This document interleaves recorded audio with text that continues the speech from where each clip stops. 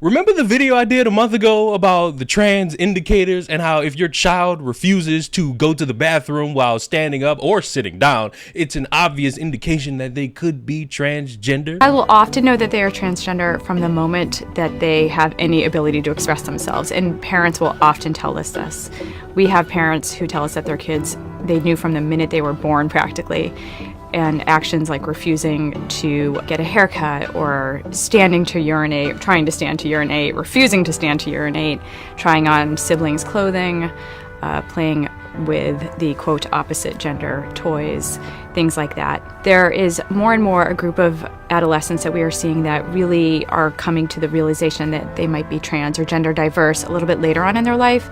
So what we're seeing from them is that they always sort of knew something was maybe off and didn't have the understanding to know that they might be trans or have a different gender identity than the one they had been assigned. So that is a growing population that we are seeing, and that's being recognized as being trans and able to be treated. Well, same group of people is back again, and you would think this time, after all the controversy about the video they posted, you would think they would come back with a more detailed description about what it means to be transgender and how it could affect children. Right? Wrong. They got even dumber. So most of the patients that we have in the GEMS clinic actually know their gender, usually around the age of puberty, but a good portion of children do know as early as seemingly from the womb, and they will usually express their gender identity as very young children, some as soon as they can talk. They might say phrases such as I'm a girl, or I'm a boy, or I'm going to be a woman, or I'm going to be a mom. Kids know very, very early. So in the GEMS clinic, we see a variety of young children all the way down to ages 2 and 3, and usually up to the ages of 9. When they come into the clinic, they'll see one of our psychologists, and we'll be talking to them about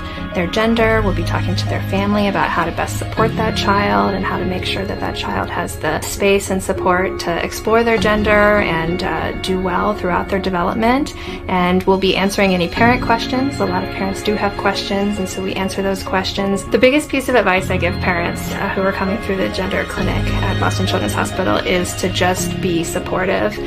Sometimes you might not understand. Sometimes you feel like you don't know the terms, or you don't kind of get exactly what the child means when they say that they might be this gender. But the biggest thing you can do is just love your child and support them and just allow them to express themselves. That's the biggest protector as well against negative mental health effects such as depression, suicidality, anxiety that we worry about for our gender diverse kids and young adults. So that support from a parent is one of the best protective factors and one of the best things they can. I could have sworn, like, at any point during the past year, all we knew about babies in the womb is that for a period of time they were a clump of cells. How in the hell can you look at a clump of cells and say, yeah, that's obviously a transgender baby right there? This is not rooted in any form of actual scientific study. This is just hearsay. I know I'm the doctor, professor, philanthropist, gynecologist, all those different things, but you actually gotta look at this and hear what they say and think,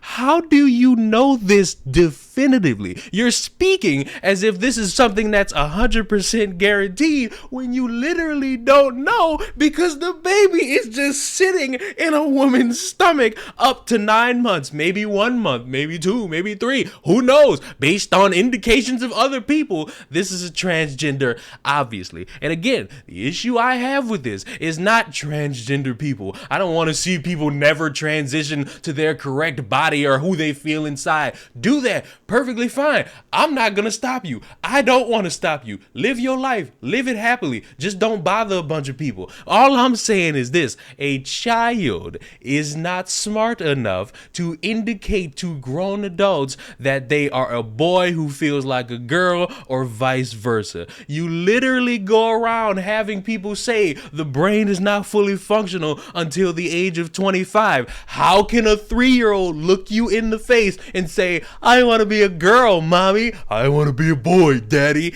and you take that seriously? And I know what you're going to say. Well, it's a pretty important right there, blah, blah, blah, blah, blah, blah, blah, blah. I don't want to hear all that. If a child is somehow intelligent enough to transition their body, they are also smart enough to do taxes, drink alcohol, do all these different things, including picking up a gun. You can't just say one thing and not have it said with other things. It is stupid. The hoops that one wants to jump through to try to make it make sense, when all anyone with common sense is saying is, hold up, pump the brakes, wait a minute, let's let the child grow up a little bit, let's have them see the world for themselves, let's have them grow and develop something in their mind, and when they're old enough and they look you in the face and say, yeah, I feel like I'm a girl in a man's body or vice versa, you actually sit with them and discuss ways to make that happen. You sit with them and you talk with them about the positives and the negatives. Oh, I know the negatives aren't statistically important, but when you're talking about something that drastic, you would want to discuss the consequences of doing that along with all the positives, because if you don't, you're just being disingenuous and you're only looking at the bright side of something while never discussing how this could impact somebody mentally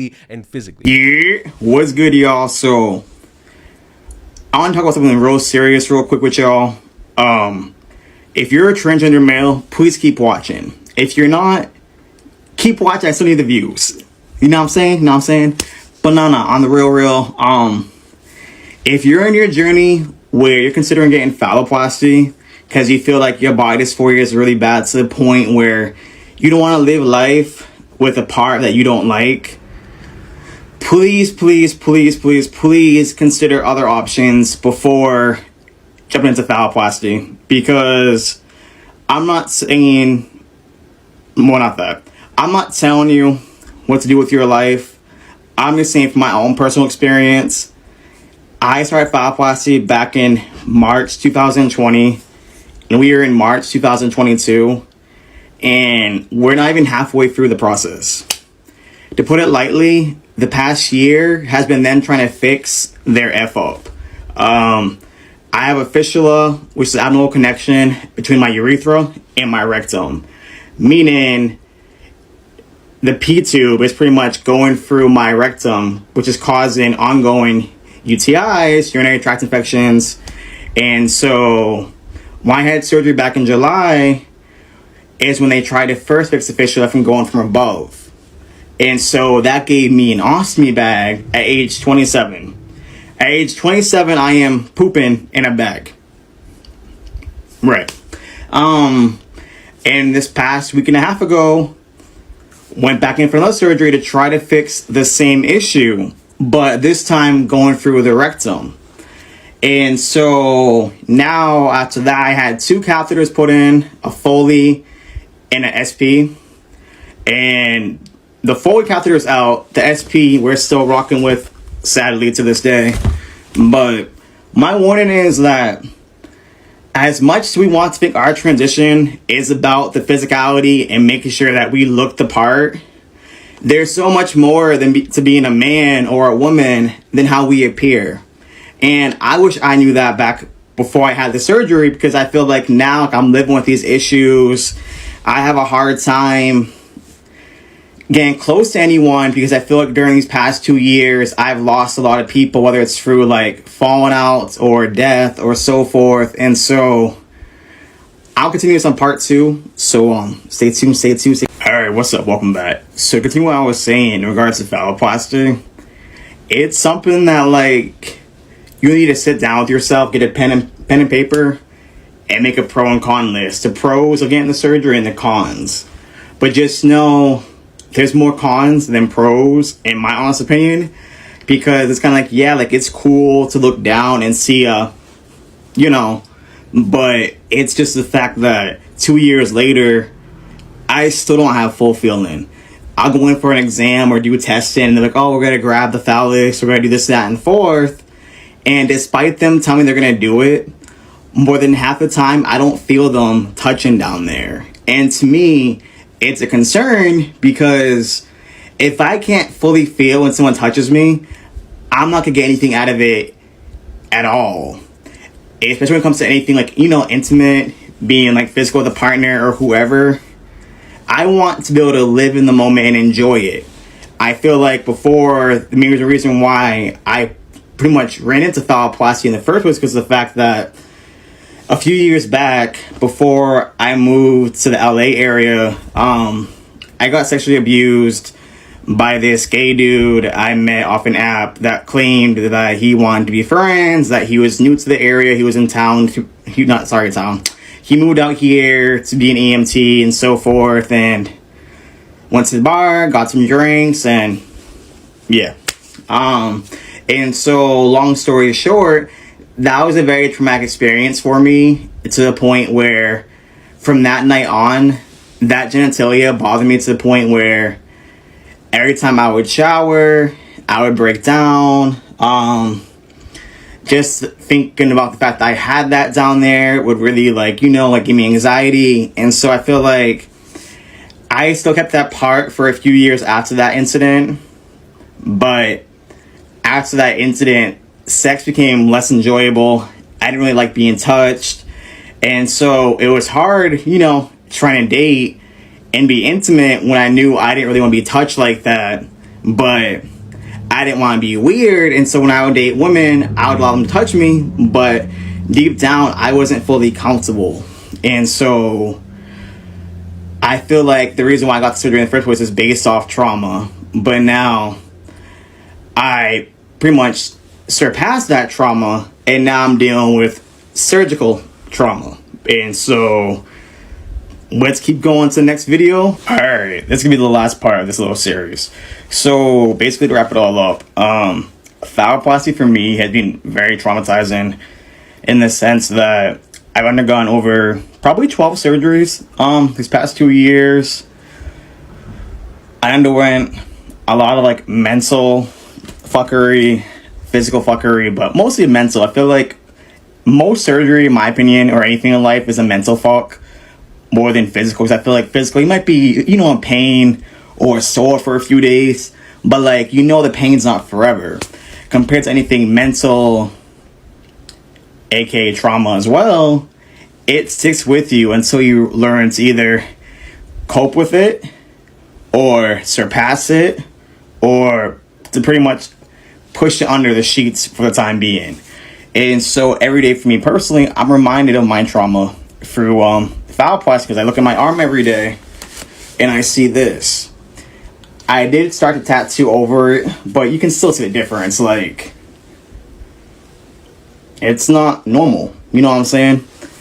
So between having this big scar on my arm, having an ostomy bag that I'm pooping into at 27, having a catheter on and off for the past 2 years, as long as I had it for, I think it was 10 months. And so even having just a catheter for me is traumatizing because it's not pleasant. It's very uncomfortable. It makes you feel very, I don't want to say insecure, but definitely more self-conscious. Because you're like, okay, is my bag gonna leak? Do I smell?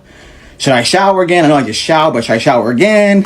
So all in all, if you're having body dysphoria and you don't feel comfortable in your body, just know that yes, there is surgery, but there's other methods you could try out as well. There's realistic prosthetics you could use. There's all kinds of sex toys you could use to get you pleasure as well. And all in all, don't feel like no one's gonna love you because you don't have a certain part. If someone don't want you based off your body, they don't deserve you. So just remember that. All in all, for all my trans friends, women, men, be kind to yourself today, tomorrow, and every day. And just know that you're beautiful in your own way. You are handsome, you are loved, you are appreciated, and your life matters. And that, in my humble opinion, is the stupidest thing you could do.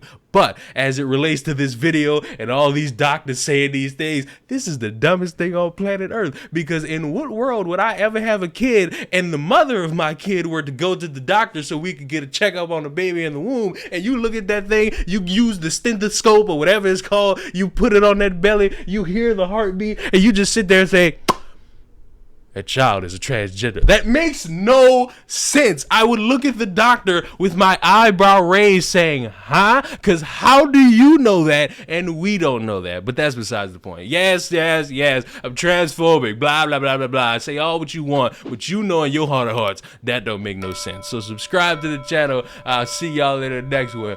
Goodbye.